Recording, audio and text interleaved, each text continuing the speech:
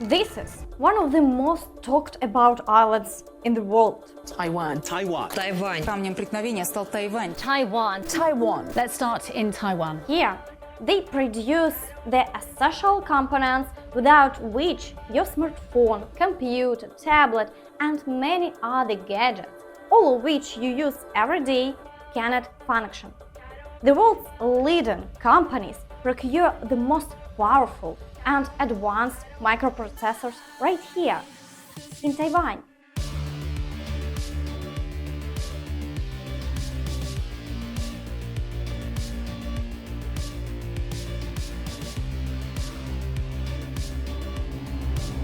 But even more crucial is another detail. Take a look at this Taiwanese Strait. 80% of all global trade passes through it. But who does it belong to? Taiwan, or perhaps to its larger neighbor? In Beijing, they believe that both the strait and the island itself belong to them. And for 70 years, they have been devising plans to reclaim and control all of this territory. How did Taiwan separate from China? Why is this island so important to the US? And why does China desperately want to, but hasn't yet dared to invade Taiwan and claim it for itself? Regardless of where you are, the brains of your smartphone or any other device from which you're watching this video likely originate from Taiwan with a high probability. That's because the world's largest factory producing half of all microchips globally is located here. So, hundreds of countries purchase something very essential and important, and it's Taiwanese. The biggest buyers, by the way, are China, the US, Singapore, Japan, Germany, and South Korea, the major economies of the world. But none of them officially recognize a state called Taiwan, except for 14 bold countries whose names you are probably hearing for the first time.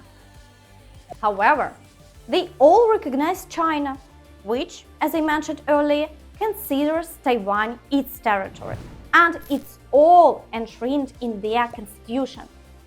But take note that the Taiwanese themselves, on an international level, refer their country as the Republic of China, and in their constitution, they have stated their claim to the entire territory of China, that tiny island. In essence, when it comes to the question of who's China and who's Taiwan, both sides boldly answers ours. And this mutual territorial schizophrenia essentially arises from two events.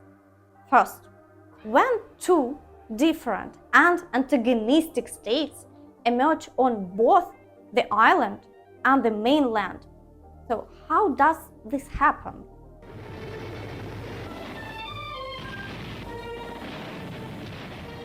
The first half of the 20th century, across the vast territory of China, a civil war rages for a total of 22 years from 1927 to 1949. Who is fighting whom? Well, as it was customary in the 20th century, on one side are the communists, on the other the nationalists. On one side, the key figure is Mao Zedong, and on the other, Chiang Kai-shek. In the end, Mao wins the war and establishes the People's Republic of China. And today, it's universally recognized as China. But Chiang Kai-shek loses the war. To avoid being killed by the victorious communists, he and 2 million supporters flee across the strait and find themselves on the island of Taiwan. There, Chiang Kai-shek establishes his own state, which will never be called Taiwan. So, what then?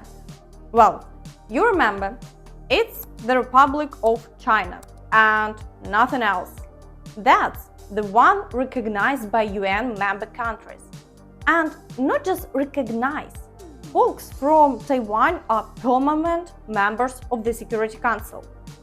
So, you understand, there are only 5 such influential folks in the world to this day: the USA, the Soviet Union, France, the UK, and China.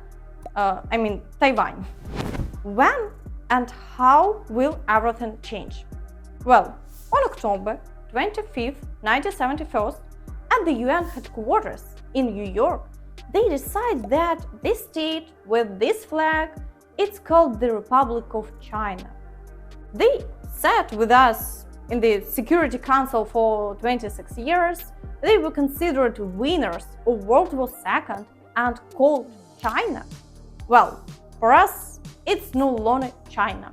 And China now, it's these guys with the red flag with whom our UN troops essentially fought in Korea. They'll be the permanent members of the Security Council now. Well, here is a vivid illustration. How many countries recognized Taiwan in 1949? And how many recognized China? And how does everything change 70 years later? Now, everyone's friends with China, and practically nobody has official diplomatic ties with Taiwan. Why is this happening? Well, first of all, China is now the world's second largest economy. And given its status and influence, Beijing makes a simple demand to everyone. If you recognize Taiwan, so it means you don't recognize us. And who can afford that? Not recognizing China and getting into a spat with them? Well, only the Pope and Honduras.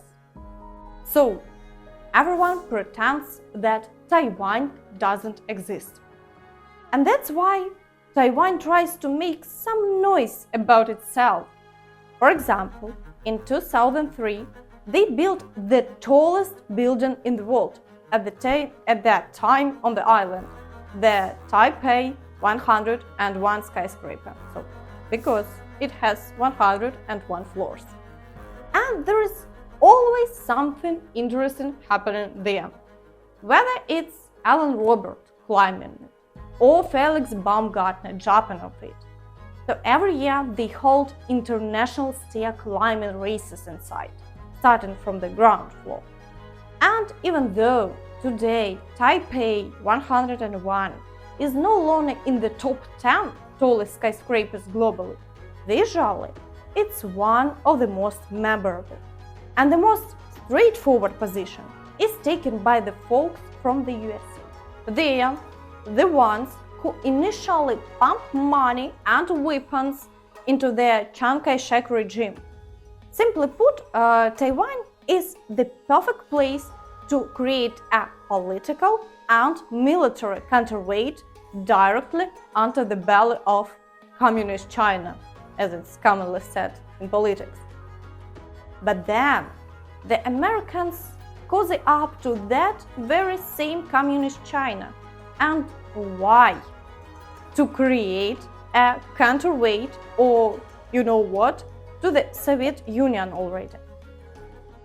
But let's get back to Taiwan. Now, it's where the world's most complex and expensive semiconductors are being manufactured, the likes of American Apple and Intel.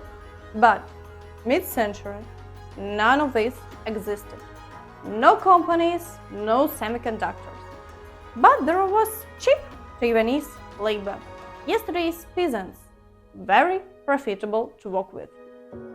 Look, first they sew clothes, baseball caps, stamped toys for the entire progressive Western society. And then they'll assemble Japanese and American consumer electronics.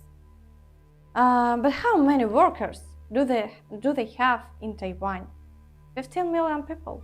Well, they can't handle the entire global factory. And China, how many are there? 1 billion.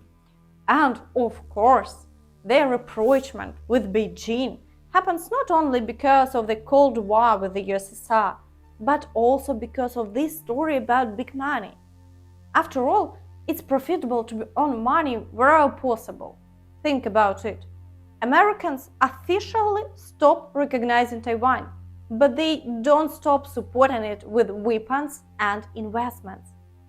And here is where this person becomes important for us. An ideal historical figure. He's connected with both Taiwan and the United States. His name is Morris Chang. And believe me, this figure is on par with Steve Jobs and Bill Gates because he's the one who founded Taiwan's semiconductor industry. And it's him who's destined to turn the island into a global factory. Not just any giant, but the golden win of the 21st century, chips. So, Chang was born in China in 1931. And when Chiang Kai-shek fled to Taiwan, Chang, as a young man, fled to the United States, where he first studied at the Massachusetts Institute of Technology, which is currently one of the coolest technical universities in the world. But more importantly, where he ends up next is in the company Texas Instruments. There, they created the first best-selling gadget of the 20th century, the Regency TR-1 pocket transistor radio. And essentially, the modern digital revolution begins with it. From 1958, Chang starts there as a simple developer, but over 25 years, he rises to the position of vice president and naturally learns not only how to make chips, but also establishes connections with all the leaders of high-tech companies in America and the world. And in 1985, the Prime Minister of the unrecognized Taiwan invites Morris to move to the island and head the Industrial Technology Research Institute. At that time, as you remember, Taiwan was still a spare parts factory. But across the strait, China is already starting to rev up with millions of cheap labor. So, obviously, Taiwan will lose the competition in the end. So, something needs to be done. And Chan suggests the right choice: investing in brains.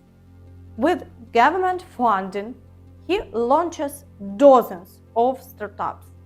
The goal is the same: to create and produce what he worked with all his life: integrated circuits and chipsets. And one of such startups is the Taiwan Semiconductor Manufacturing Company, or simply TSMC. Morris Chang will personally lead it. And today, TSMC is the place where chips are sourced by practically everyone: Sony, Microsoft, Qualcomm, Nvidia, MAD, Apple, and partly Intel. And I'm listing all this not just for the sake of it. It's precisely high technology that will bring wealth and prosperity to Taiwan. So many local companies will become unequivocal leaders in their fields. So, for example, TSMC alone accounts for 60% of the global automotive industry. So now, answer yourself this question: why does China need Taiwan so much? And why is it equally important to the USA?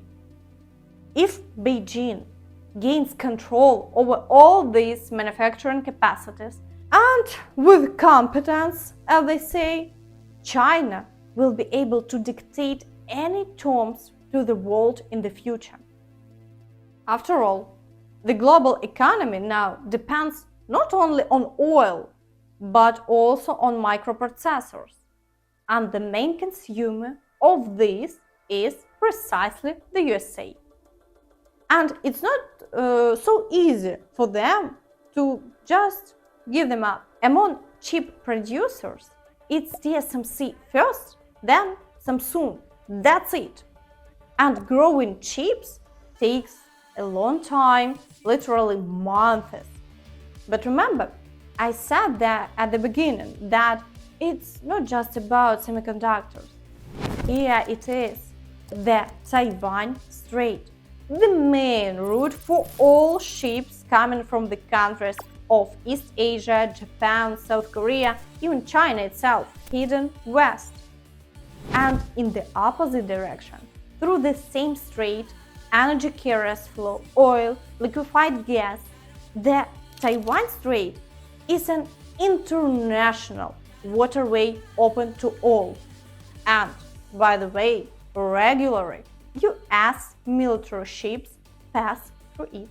And if China were to reclaim Taiwan, would the Stars and Stripes cruise through Chinese waters? In fact, the current status of Taiwan is best described by the words of American General MacArthur in 1945.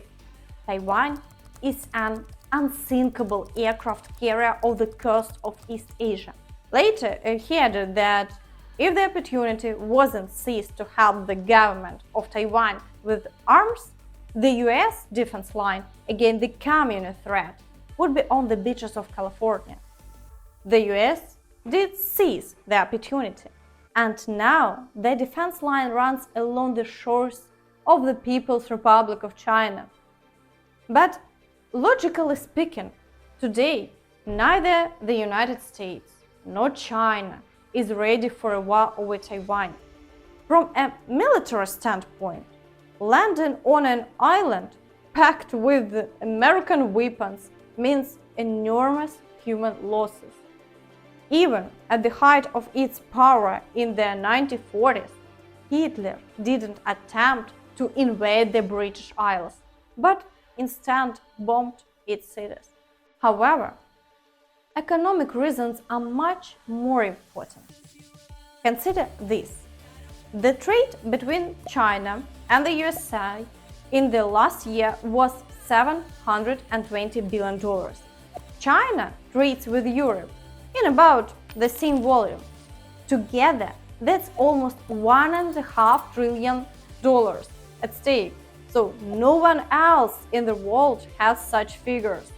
It's clear that any attempt to start a war would disrupt all trade relations and plunge the planet into a global crisis.